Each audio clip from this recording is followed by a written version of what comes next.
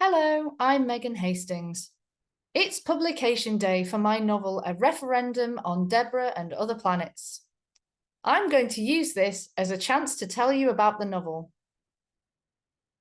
A Referendum on Debra and Other Planets is set in Cheltenham, in Gloucestershire, around the time of the EU referendum in 2016.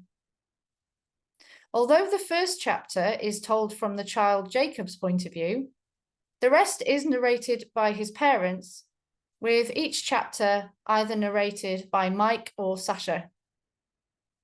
I'm going to read more from the novel now, taking you to the moment when we first meet Debra. Debra is a great character, and she features in the title of the novel. I'm going to read from the chapter Moving In, and I should explain that I'm reading from the electronic copy.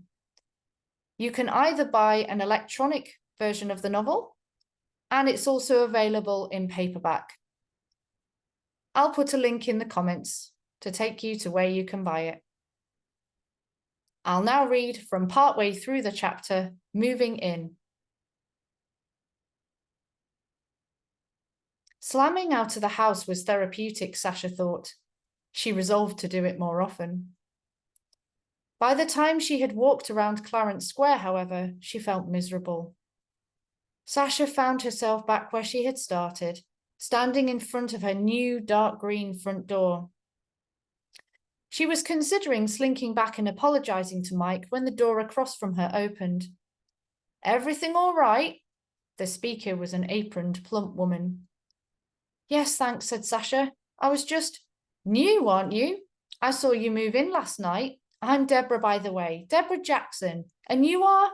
"Actually, let's not stand around chatting out here." Debra lowered her voice. "You never know who might be listening. Come in."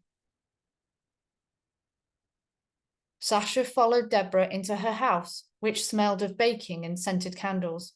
"I've just made fairy cakes," Debra said, "for the grandchildren, you know. We'll sample them, shall we?" She beckoned Sasha to a chair and pushed the plate of cakes towards her. "Take one." "You look upset." "Well, don't say it, moving stress. Tell me about you then." I'm Sasha. You've moved into number 22, haven't you?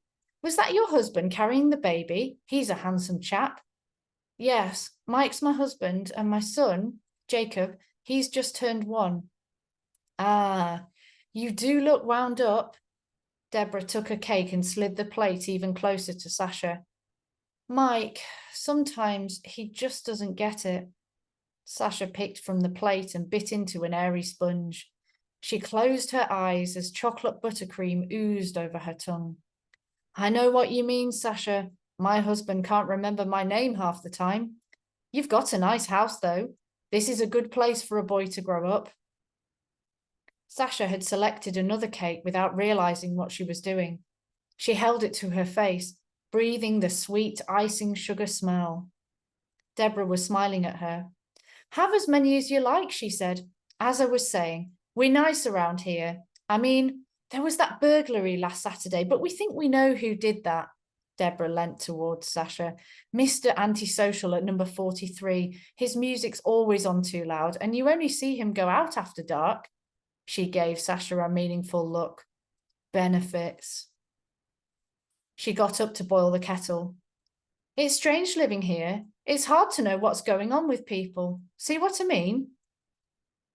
The last pulpy remnants of fairy cake felt like cardboard against Sasha's teeth. She yearned for Mike's familiarity and straightforward manner. Would he be looking for her? "I'd better go." "Sure you won't stay for a cuppa? You know what they say, absence makes the heart grow fonder and all that." Sasha stood up.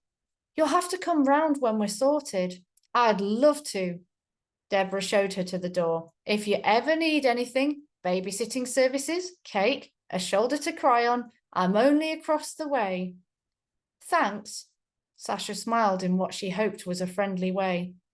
She wasn't sure what to make of her new neighbour. Thank you for joining me on this second video, introducing my novel, A Referendum on Debra and Other Planets.